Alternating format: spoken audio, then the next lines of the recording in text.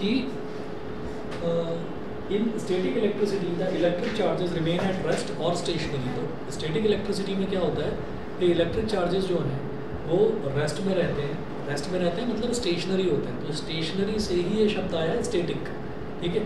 तो जैसे हमने ये बात करी कि जब हम ये कहते हैं कि हमने कोई एबोनाइट रॉड ली और एबोनाइट रॉड को वुलन क्लॉथ पर रब कर दिया, एबोनाइट रॉड को वुलन क्लॉथ पर हमने रब कर दिया। वुलन क्लॉथ पर रब करने के बाद में फिर हम कागज़ के छोटे छोटे टुकड़ों के पास उसको लेकर आते हैं, तो वो कागज़ के टुकड़ों को अट्रैक्ट कर लेता है अपनी तरफ, ठीक है। अच्छा, तो चार्ज उस पर लगा हुआ था, चार्ज उसके ऊपर डेवलप हो गया था।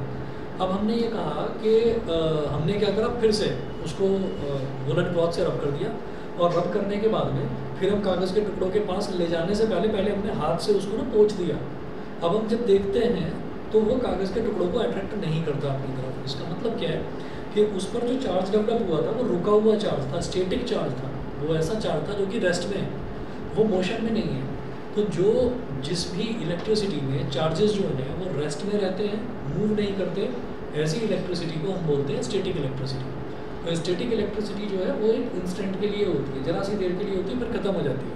फॉर एग्जांपल आप ये सोचिएगा कि सर्दियों में आप जब बहुत ज़्यादा कपड़े पहनते हैं तो जब आप कपड़े उतारते हैं तो आपने कभी महसूस करा होगा कि चिंगारी आती है कोई, खास तौर पर जब वुलन स्वेटर उतारते हैं, वुलन इनर उतारते हैं, तो ऐसा लगता है कि जैसे एकदम से कोई चिंगारी लगी हो, है ना। ऐसे होता है। कई बार क्या होता है कि किसी पॉइंट पर करंट भी लग जाता है। तो वो जो चीज़ है वो ऐसा तो नहीं है कि स्वेटर उतार रहे हाथ में करंट लगता ही चला गया, मतलब चिपक ही गए, ऐसा तो नहीं है ना, बस एक हल्का सा स्पाइक लगता है। तो वो क्यों लगता है? क्योंकि वुलन क्लॉथ था आपका, आपने जो पहन रखा था वो वुलन क्लॉथ था, और वुलन क्लॉथ से आपने थ्रू आउट द डे कोई ना कोई चीज़ टच करी है, कोई ना कोई चीज़ रब करी है। तो होता क्या है कि उस पर ना चार्ज डेवलप हो जाता है, ठीक है।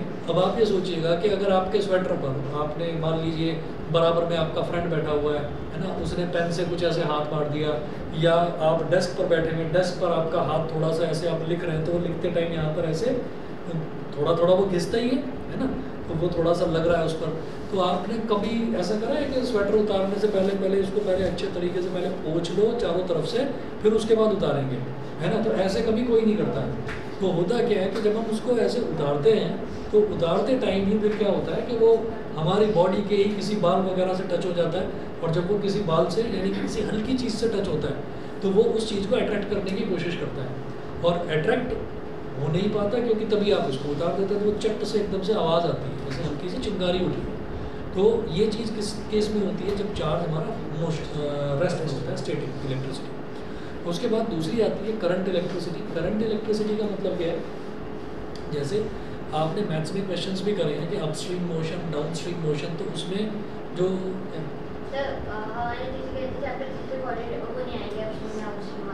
अच्छा आते हैं उस पर भी, ठीक है। तो अब हम ये कहेंगे कि जैसे अपस्ट्रीम मोशन और डाउनस्ट्रीम मोशन हमने करा, तो जो स्ट्रीम होती है ना, स्ट्रीम का मतलब क्या होता है? लहर, पानी की लहर, है ना। तो पानी लगातार फ्लो कर रहा है, तो इसलिए उसको स्ट्रीम भी कहते हैं। और पानी की लहर को हमेशा स्ट्रीम नहीं, पानी की लहर को करंट भी बोला जाता है, समझ गए। पानी की जो लहर होती है उसको हम करंट भी बोलते हैं। तो इसलिए जो करंट शब्द है वो करंट शब्द आया पानी से ही है, कि पानी जो लगातार फ्लो होता रहता है उसको हम करंट बोलते हैं। तो अब आप ये देखिएगा कि anything which flows constitutes current, जो भी चीज़ फ्लो करती है उसको हम करंट बोलते हैं। तो अगला जो है दूसरी टाइप की जो इलेक्ट्रिसिटी है, that is current electricity. In current electricity, the electric charges are in motion and produce an electric current. The electricity which we use in our homes is the current electricity. तो जब जो ऐसी electricity जिसमें charges लगातार motion में होते हैं, ऐसी इलेक्ट्रिसिटी को हम बोल देते हैं करंट इलेक्ट्रिसिटी। तो जो हम अपने घरों में इलेक्ट्रिसिटी यूज़ कर रहे हैं वो करंट इलेक्ट्रिसिटी है, क्योंकि उसमें चार्जेस लगातार मोशन में ही रहते हैं, लगातार मूव करते रहते हैं। समझ में आ गई मेरी बात? क्लियर है सभी को? ठीक है। अच्छा, अब इसके बाद देखिएगा, इसके बाद अगला जो हमारा टॉपिक है that is electric potential. Electric potential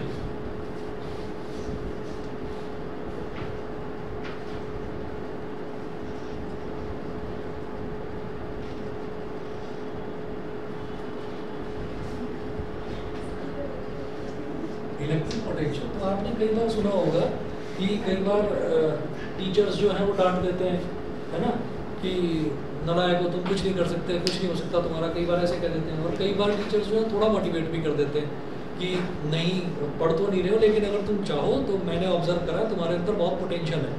कई बार कह देते हैं टीचर्स के भाई तुम्हारे अंदर बहुत पोटेंशियल है। पोटेंशियल का मतलब क्या है कि बहुत कैलिबर है। पोटेंशियल और कैलिबर ये दोनों ही चीज़ें सिनोनिम है एक दूसरे के। पोटेंशियल मतलब आप बहुत अच्छा कर सकते हैं, ठीक है, आपके अंदर वो कैपेबिलिटी है लेकिन आप कर नहीं रहे हो, तो दिस इज कॉल्ड पोटेंशियल। और वही चीज़ मैं यहाँ इलेक्ट्रिक पोटेंशियल में यूज़ करूँगा। तो कोई भी ऐसा सब्सटेंस जिसके अंदर पोटेंशियल है, उसका मतलब क्या है कि वो इलेक्ट्रिसिटी प्रोड्यूस कर सकता है। कभी भी आप देखेंगे तो जैसे हम मार्केट जाते हैं, तो मार्केट जा रहे हैं, मार्केट जाते हुए हमने क्या करा कि हमने एक सेल ले लिया। हमने कहा कि हमारी घड़ी रुक गई है, हमें घड़ी में सेल डालना है, या हमारा रिमोट काम नहीं कर रहा है टीवी का और हमको उसमें सेल डालना है, ठीक है। तो हम कहते हैं भैया सेल दे दो, तो सेल दे देते हैं हमको। अब हमने सेल को पैकेट से फाड़ दिया और पैकेट से बाहर निकाल कर हम सेल को ऐसे इधर टच कर रहे हैं, उधर टच कर रहे हैं, कहीं भी कुछ भी लगा रहे हैं। कोई तो मुँह के अंदर डाल लेता है सेल को, तो क्या करंट लग रहा है? कुछ नहीं लग रहा। लेकिन वही सेल जो है, उसी सेल का जब पॉजिटिव टर्मिनल सही जगह पर कनेक्ट होता है और नेगेटिव टर्मिनल सही जगह पर कनेक्ट होता है, यानी कि रिमोट के अंदर जाता है, रिमोट काम करने लगता है। तो करता कैसे है? क्योंकि उस सेल के अंदर पोटेंशियल है, उस पोटेंशियल को ही जो इलेक्ट्रॉनिक टर्म है, ये तो पोटेंशियल है, लेकिन उसी को कॉमन लैंग्वेज में आपने सुना होगा वोल्टेज, ठीक है। तो इलेक्ट्रिक पोटेंशियल को ही वोल्टेज भी बोल देते हैं, ठीक है। अब मैं आता हूँ इलेक्ट्रिक पोटेंशियल की एग्जैक्ट डेफिनेशन पर कि इलेक्ट्रिक पोटेंशियल क्या है। इलेक्ट्रिक पोटेंशियल जो है, इलेक्ट्रिक पोटेंशियल में ये होता है कि जब भी कभी आप कोई देखें ना, बड़ा सा कोई ट्रांसफार्मर रखा हुआ है, ट्रांसफार्मर जानते हैं, जैसे बिजली कड़की बड़ी ज़ोर से, है ना, या आंधी तूफान आने लगा तो, या बहुत ज़्यादा गर्मी हो जाती है, तो आपने अक्सर अखबारों में लिखा हुआ देखा होगा या लोगों को बात करते हुए सुना होगा कि ट्रांसफार्मर फूक गया, इस वजह से लाइट चली गई, ठीक है। ये आपने कॉमन लैंग्वेज में खूब आपने सुना होगा कि ट्रांसफार्मर फूक गया। तो वो जो ट्रांसफार्मर है वो फूक गया, मतलब वो जो ट्रांसफार्मर है वो करता क्या है, वो सुनिएगा कि अच्छा एक कॉन्सेप्ट बताता हूँ बड़ा अच्छा। करंट जो है दो तरीके के होते हैं, बहुत शॉर्ट में बताऊंगा क्योंकि आपके सिलेबस में उतना डिटेल में है नहीं, पर शॉर्ट में बताऊंगा, याद रखना हमेशा। एक होता है डीसी, ठीक है, इसको क्या बोलते हैं? Direct current. और जो एक होता है एसी, इसको क्या कहते हैं? डीसी के बाद बोला था ना, और एक होता है एसी, वो एसी को क्या कहते हैं? ये नहीं पता, बस ऐसे ही बता दिया। कई बार मुझे ऐसा लगता है जैसे तुम्हारी कोई ट्रेन छूटने वाली हो, है ना, कोई बस छूटने वाली हो, ऐसा आफत में हमेशा भाई थोड़ा सा स्लो डाउन हो जाओ। आफत में कई बार क्वेश्चंस गलत हो जाते हैं, और मैथ्स और साइंस जो है ये बड़े धोखेबाज सब्जेक्ट हैं, ठीक है। और बीइंग अ टीचर को बहुत सुनना पड़ता है, मैथ्स और साइंस वाले टीचर को। सर आपने कुछ नहीं करा है, ये लड़का तो अच्छा था, तो मैं आपकी कुछ कमी बता रहा हूँ। कमी ये है कि थोड़ा सा जल्दी में रहते हो, तो स्लो डाउन थोड़ा सा करो अपने आप को, सही रहेगा। सर ट्रांसफार्मर का वही तो काम होता है जो बड़े वोल्टेज होते हैं। अब आप ये देखिए, ये डायरेक्ट करंट है और ये ऑल्टरनेटिंग करंट है। डायरेक्ट करंट जो है, डायरेक्ट करंट में कभी भी डायरेक्ट करंट जीरो नहीं होता। डायरेक्ट करंट फ्लो करना शुरू करता है तो करता ही चला जाता है। ऑल्टरनेटिंग करंट ये ऐसा होता है, जैसे हम ये जानते हैं, एक होती है एक्स एक्सिस और एक होती है वाई एक्सिस।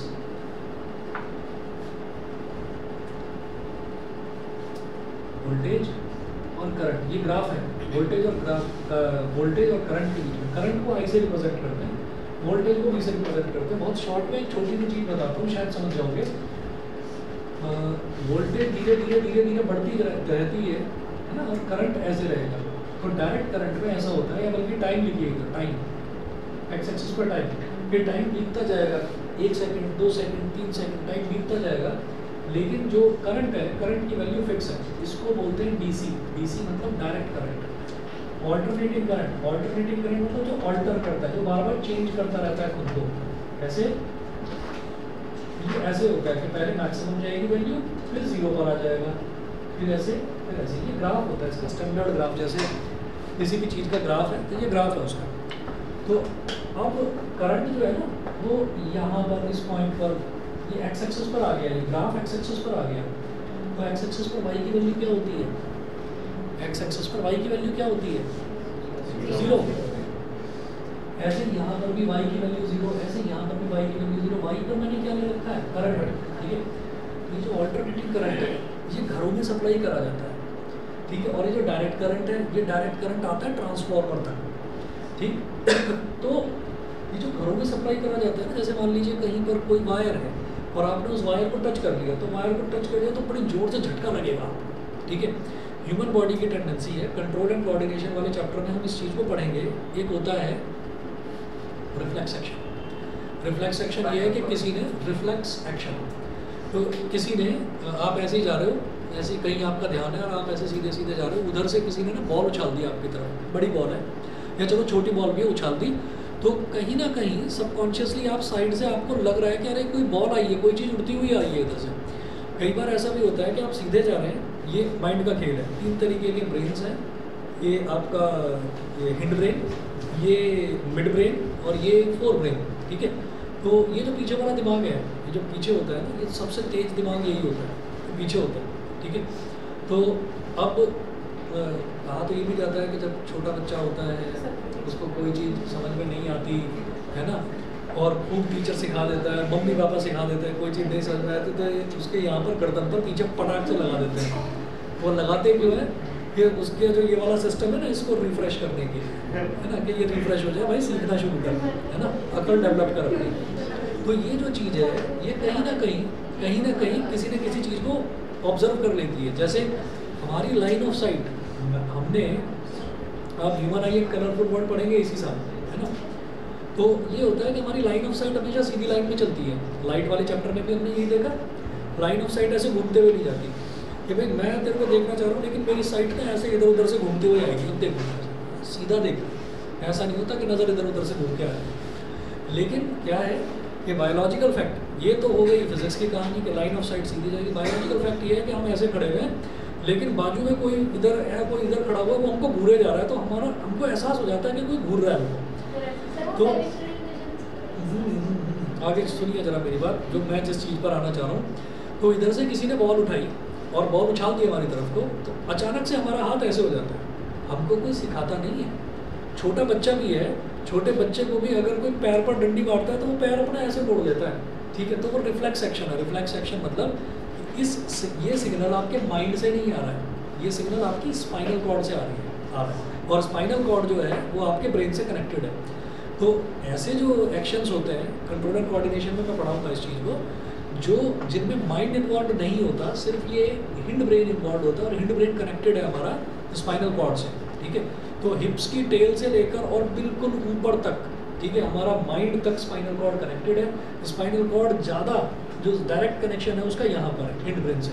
तो हिंड ब्रेन सबसे तेज़ी से काम करता है, चीज़ों को स्टोर करता है, बहुत सारे काम करता है हिंड ब्रेन।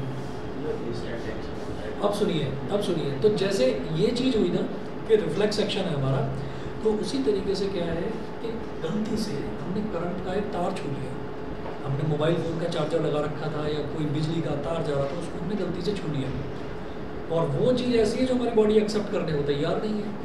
तो जिस इंस्टेंट पर जैसे ही करंट ये जीरो हुआ, अभी तो एकदम से झटका लगा, तो जो झटका लगा है वो कैसे लगा है कि हम खुद को बचाना चाहते हैं। जैसे उधर से बॉल उड़ती हुई आई, हमने खुद को बचा लिया, टीचर ने डंडा मारा, हमने अपने पैर को मोड़ दिया।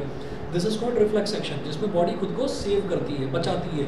तो ऐसे ही क्या हुआ कि हमने तार को छू लिया, और करंट क्या है कि करंट अपनी मैक्सिमम वैल्यू पर पहुँचकर अपनी एक इंस्टेंट के लिए, जरा से इंस्टेंट के लिए जीरो होता है। कोई इंस्टेंट मेरे को मिल गया कि करंट जीरो, तो मैं झटके से अपना हाथ खींच लूँगा।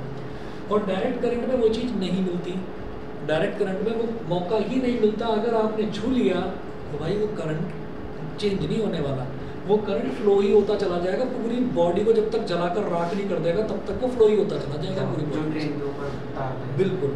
तो जिसमें ये कहते हैं कि वो चिपक गया इलेक्ट्रिसिटी से, वो जलकर राख हो गया, तो वो क्या होता है, दैट इज डायरेक्ट करंट। ये डायरेक्ट करंट आता है ट्रांसफार्मर में, सुन रहे हैं, डायरेक्ट करंट आता है ट्रांसफार्मर में। और ट्रांसफार्मर जो है, ट्रांसफार्मर से आपके घरों में सप्लाई होता है। तो ट्रांसफार्मर क्या काम करता है, ट्रांसफार्मर में आ रहा है डायरेक्ट करंट, वो डायरेक्ट करंट को तुरंत किस में कन्वर्ट करता है, अल्टरनेटिंग करंट में। वोल्टेज कम कर देता है, वोल्टेज कम नहीं, वो अलग चीज़ है बेटा, वो स्टेप अप और स्टेप डाउन ट्रांसफार्मर वो अलग चीज़ है, उसको छोड़ो। तो ट्रांसफार्मर ने क्या करा, डायरेक्ट करंट को अल्टरनेटिंग करंट में कन्वर्ट कर दिया। अल्टरनेटिंग करंट घरों में इसलिए सप्लाई करा जाता है, नहीं तो आए दिन कभी ना कभी किसी ना किसी को करंट जरूर लगता है घर में, है ना। पता चले वो तो बेचारा मर ही जाएगा उसको, तो मतलब फिर तो घरों में रोज ही आज इसको करंट लग गया जी वो मर गया, आज इसको करंट लग गया वो मर गया। पॉपुलेशन की प्रॉब्लम वैसे ही खत्म हो गई, अपना सॉल्व हो गई, ठीक है। तो डायरेक्ट करंट घरों में नहीं सप्लाई करा जाता, घरों में क्या आता है, ऑल्टरनेटिंग करंट आता है। अच्छा, तो डायरेक्ट करंट इसका मतलब बड़ा खतरनाक है ना। तो इसी वजह से देखना जो ट्रांसफार्मर होते हैं, ट्रांसफार्मर के बराबर में एक बड़ा सा सीमेंटेड प्लेटफॉर्म और एक जाली लगी रहती है, एक जाली लगी रहती है, ठीक है।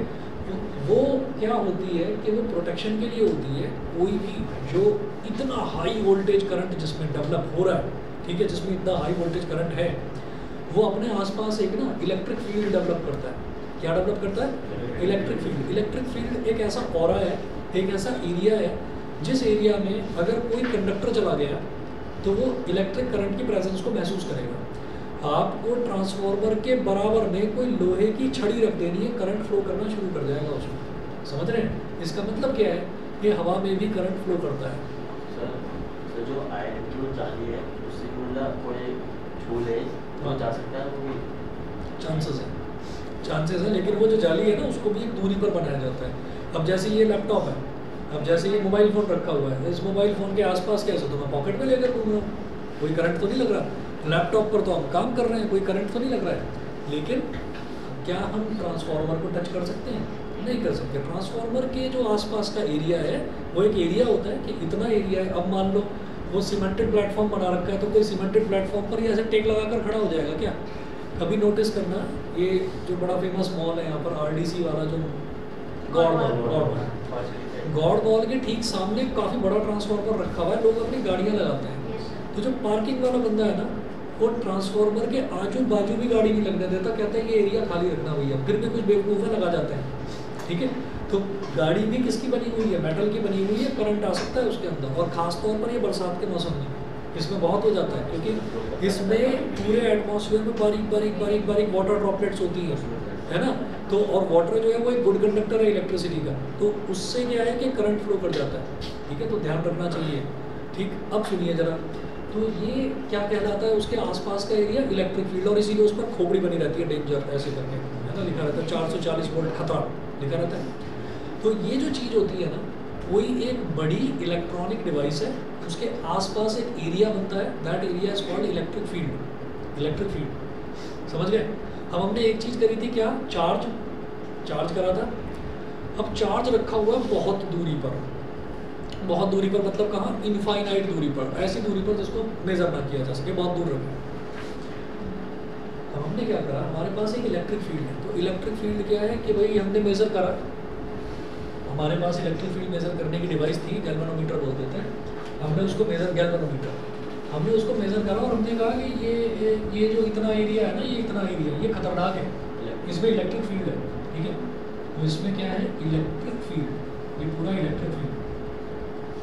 तो इसके जो आसपास का एरिया है, इसके आसपास के एरिया में कोई प्रॉब्लम नहीं है, लेकिन इतने एरिया में बच के रहो, इलेक्ट्रिक फील्ड है।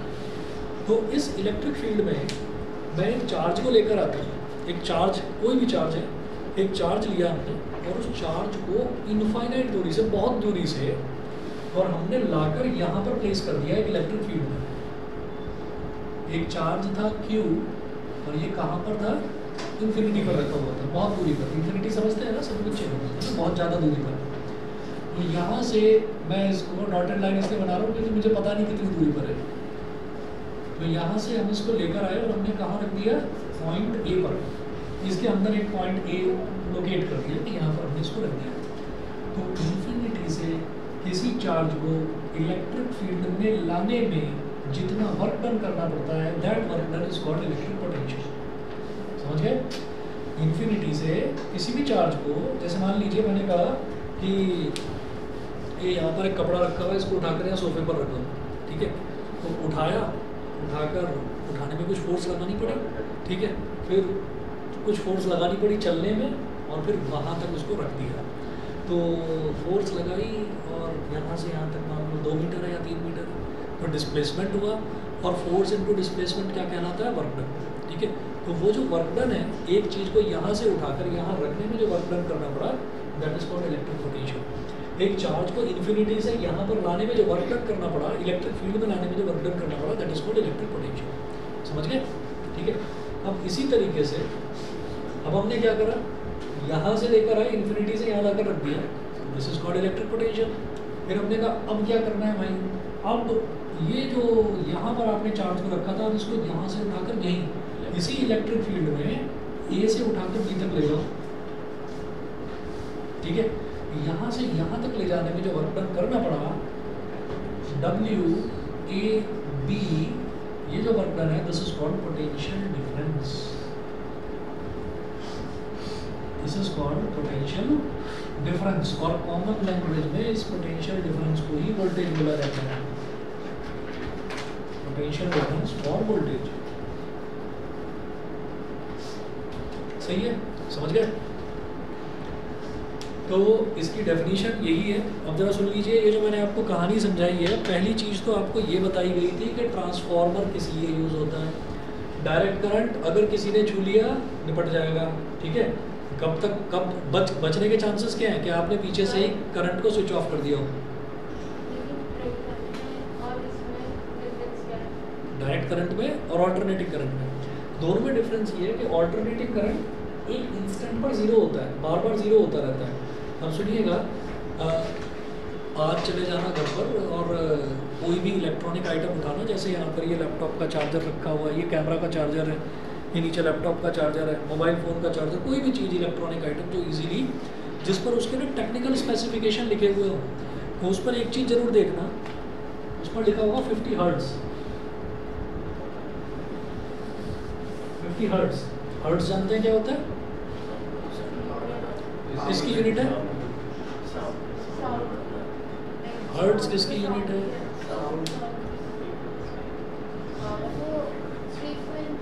फ्रीक्वेंसी। ठीक है ना, हर्ट्ज़ होती है फ्रीक्वेंसी की यूनिट। अब फ्रीक्वेंसी का मतलब क्या है? फ्रीक्वेंसी का मतलब क्या है कि हम बार बार यहाँ से यहाँ जा रहे हैं, इधर से इधर गया, फिर वापस आ गया, फिर गया, फिर वापस आ गया। भाई बड़ा फ्रीक्वेंटली मूव कर रहे हो यहाँ से यहाँ, शांति से नहीं बैठ सकते। समझ गए? तो फ्रीक्वेंटली मूव करना मतलब आप कुछ ज़्यादा ही मूव कर रहे हैं, यहाँ से वहाँ कुछ ज़्यादा ही जा रहे हैं, तो इसका मतलब यहाँ से वहाँ तक जाने की आपकी फ्रीक्वेंसी बहुत ज़्यादा है। ठीक है।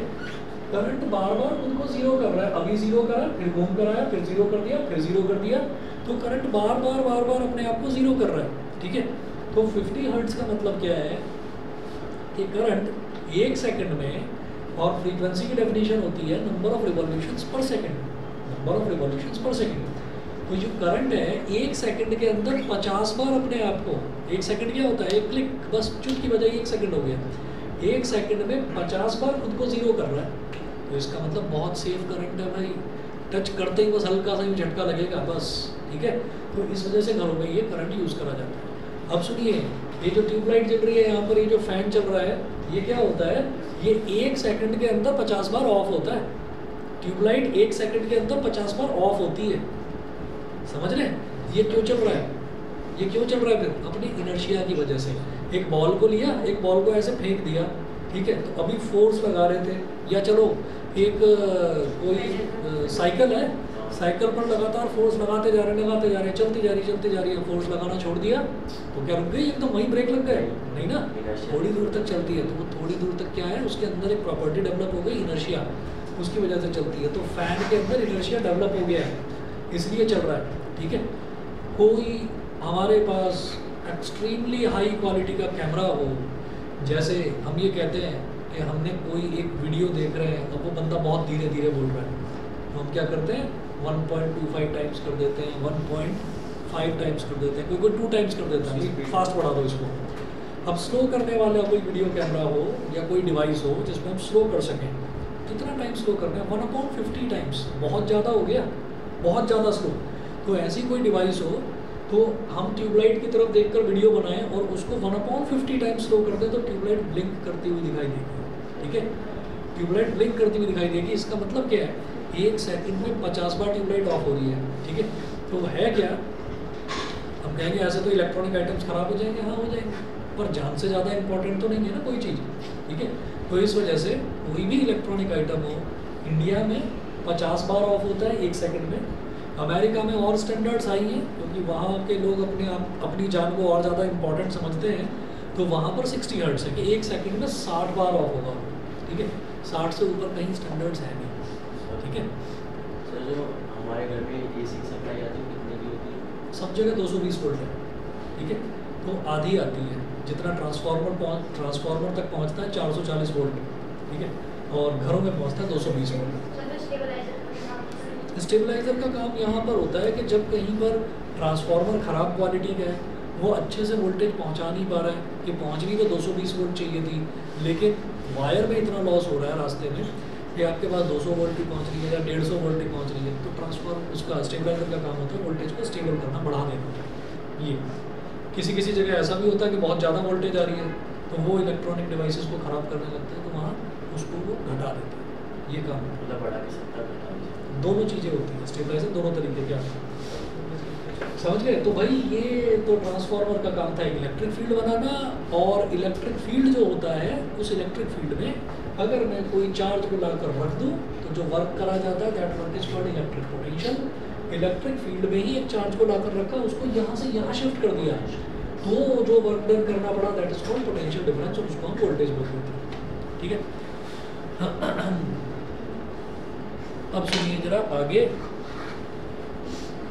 When a small positive test charge is placed in the electric field due to another charge, it experiences a force.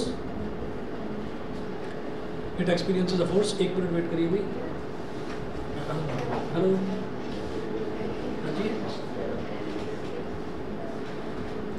ठीक है, 1 मिनट में आया मैं बस।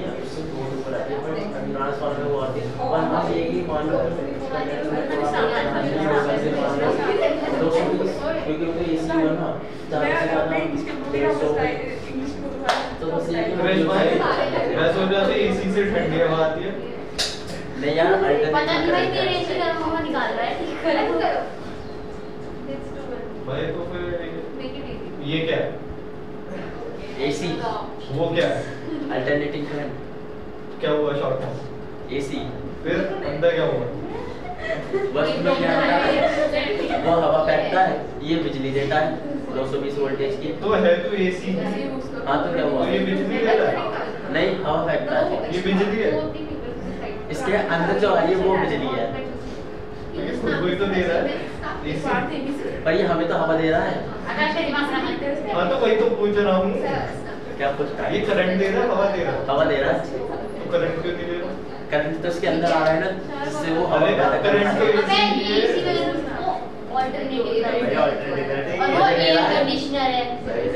ये बोल रहा डायरेक्ट।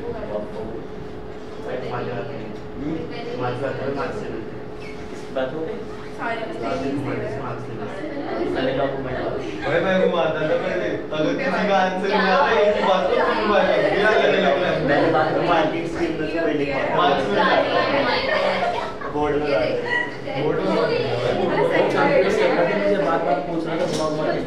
हमारी क्लास में पास हो जाएगा कौन है रहता हुआ वैसे इसी इस वाले इसी में इंग्लिश में ना बोले अभी उनके नाम याद है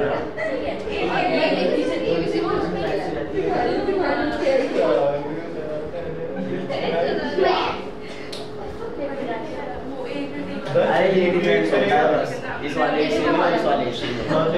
मुंह तक तो आ रहा है। अरे इसी में ये भी हाँ स्लैश स्लैश का डिफरेंस है। स्लैश तो मैंने होता है अभी पूछा भाई एयर के मिक्सचर में ए स्लैश सर ये वाला जो एसी है और ये वाला एसी इस वाले एसी में बस इतना ही जो डिफरेंस है बीच में स्लैश होता है। अरे तो ये इतने तो डिफरेंस होता है। ये अरे हाँ तो बस ठीक है। हाँ तो ये तो बता रहे कब से शॉर्ट फॉर्म पूछी थी ना। एक मिनट जो ये वाला एसी है इसको भी एसी ही बोलते हैं और जो ये वाला एसी है इसको भी एसी बोलते हैं। कोई स्लैश नहीं आता बीच में। अरे सर इस वाले एसी में तो आता नहीं आता भाई। इसी में नहीं आता। वो जो ए स्लैश सी है ना वो अकाउंट की शॉर्ट फॉर्म है। अकाउंट में ये बीच में वो बता रहे ये अरे सर वो कंफ्यूज कर रहा था कौन सा वाला पूछ रहा था। ये तो पता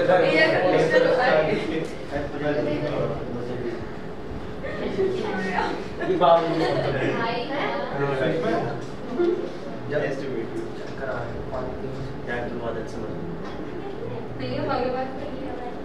कभी कभी तुम्हें ऐसा लगता होगा कि कोई मुझे समझ ही नहीं पाता है। चलिए जी। तो अब क्या होता है कि जब भी हमने कहा कि कोई भी चार्ज है, अरे तुम्हें इसीलिए कल अलग बिठाया था तीनों ने शांति से।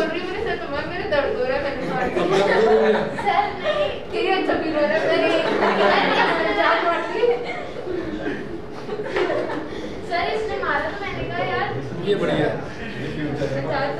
चलिए जी अब जरा सुनिएगा। अरे अब सुन लीजिए। अब ये है कि work has to be done on the positive test charge to move it against this force of repulsion. The electric potential at a point in an electric field. अब लास्ट वाली लाइन बस अपने काम की है, पूरा डिटेल में तो एक्सप्लेन कर रखा है। इलेक्ट्रिक पोटेंशियल में लास्ट वाली लाइन जो है वो उसकी डेफिनेशन है। द इलेक्ट्रिक पोटेंशियल और potential at a point in an electric field is defined as the work done in moving a unit positive charge from infinity to that point. एक unit positive charge को infinity से उस point तक लाने में जो work done करना पड़ता है that work done is called electric potential. ये इलेक्ट्रिक पोटेंशियल की डेफिनेशन है। ठीक है, आगे चलते हैं। Potential difference. The difference in electric potentials between two points is known as potential difference. तो यहाँ पर जो पोटेंशियल होगा और यहाँ पर जो पोटेंशियल होगा उन दोनों का अगर डिफरेंस निकालेंगे तो that will come out to be potential difference. समझ गए? अब आगे चलते हैं। पोटेंशियल डिफरेंस का फॉर्मूला होता है potential difference is equal to work done upon quantity of charge moved. ये पोटेंशियल डिफरेंस का फॉर्मूला है। उसकी भी शॉर्ट फॉर्म बी है, वी ही बोलते हैं। पोटेंशियल डिफरेंस को भी बोलते हैं। वी कैपिटल में। हाँ जी, तो देखिएगा अब हम हैं पेज नंबर 4 पर। तो potential difference V is equal to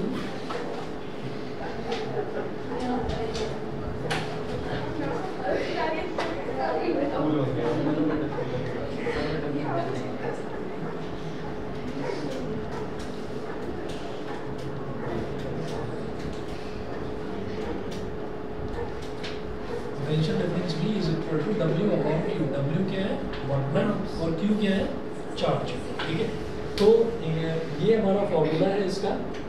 अच्छा, वर्क डन जो है इसकी स्टैंडर्ड यूनिट क्या होती है, एसआई यूनिट क्या होती है, जूल, और जो क्यू है इसकी स्टैंडर्ड यूनिट क्या होती है, सीसी यानी कि कूलम्स। ठीक है, तो V is equal to W upon Q, ये हो गया। उसके बाद जो एसआई यूनिट इसकी बनकर आएगी V की, V क्या है, पोटेंशियल डिफरेंस। तो इसकी जो एसआई यूनिट है उसको हम क्या बोल सकते हैं, SI unit of PD, PD लिख देते हैं शॉर्ट में, potential difference. SI unit of potential difference is, ऊपर जूल है नीचे कूलम है, तो जूल पर कूलम भी बोल सकते हैं, और वोल्ट्स, जूल पर कूलम बोलो या फिर वोल्ट्स बोलो। ठीक है, तो वोल्ट्स को शॉर्ट में क्या बोल सकते हैं, और सिंपली V। तो भाई ये एक ऐसी टर्म है पोटेंशियल डिफरेंस जिसका सिंबल भी V है और जिसकी यूनिट भी V है ना, सिंबल भी V है और यूनिट भी V है। वो 440 वोल्ट जो मैं बोल रहा था वो यही है ना। तो V इसका ऐसा यूनिट भी है और V इसका सिंबल भी है। अब क्वेश्चन देखिएगा जरा, क्वेश्चन है how much work is done in moving a charge of 2 Coulomb's, how much work is done in moving a charge of 2 coulombs from a point at 118 volts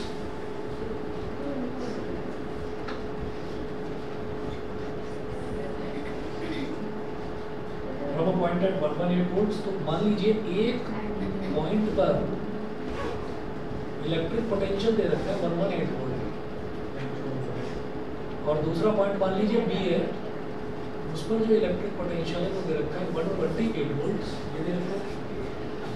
हाँ, तो इसके बाद अब ये पूछ रहे हैं how much work is done, पहले पोटेंशियल डिफरेंस निकालेंगे। तो पोटेंशियल डिफरेंस क्या होता है कि अगर यहाँ पर कुछ पोटेंशियल है और यहाँ पर कुछ पोटेंशियल है, उसका डिफरेंस निकालना। तो पोटेंशियल डिफरेंस आ जाता है, उसको V बोल देते हैं सिंपली। तो potential difference is equal to V is equal to 128 minus 118, यानी कि कितना, 10 वोल्ट। तो ये तो आपका वोल्टेज हो गया या पोटेंशियल डिफरेंस। पोटेंशियल डिफरेंस या वोल्टेज दोनों एक ही बात है। उसके बाद फिर वो बोल रहे हैं कि how much work is done in moving a charge of 2 coulomb. तो चार्ज कितना दे रखा है, 2 कूलम्स। V हो गया, Q हो गया, ये हमारे पास formula V is equal to W upon Q। How much work is done, तो W पूछ रहे हैं, W क्या हो जाएगा, V इनटू Q। ठीक है, फॉर्मूला लगाइए, since V is equal to W upon Q, तो W क्या हो जाएगा, cross multiplication V into Q। V कितना है 10 वोल्ट्स और Q कितना है 2 कूलम, जो हो गया 20 joules. Work done is 20 joules.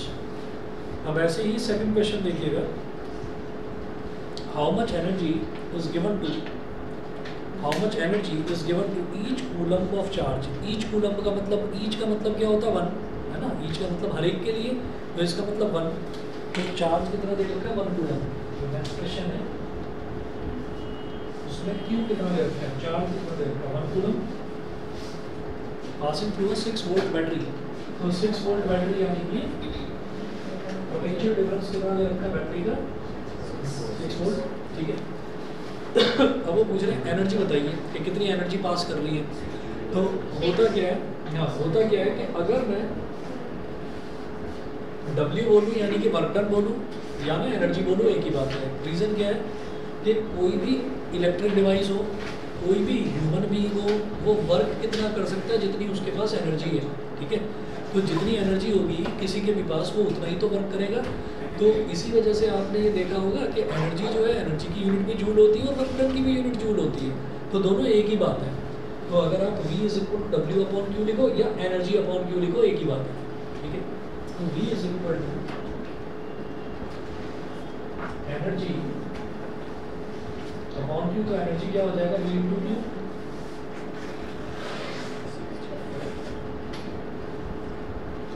V कितना हो गया 6 और Q कितना हो गया 6 जूल। क्लियर है? ठीक है, ठीक है, बस इतना करिए, फिर इलेक्ट्रिक करंट जो है वो नेक्स्ट क्लास में आपको कराऊंगा। हाँ ठीक है।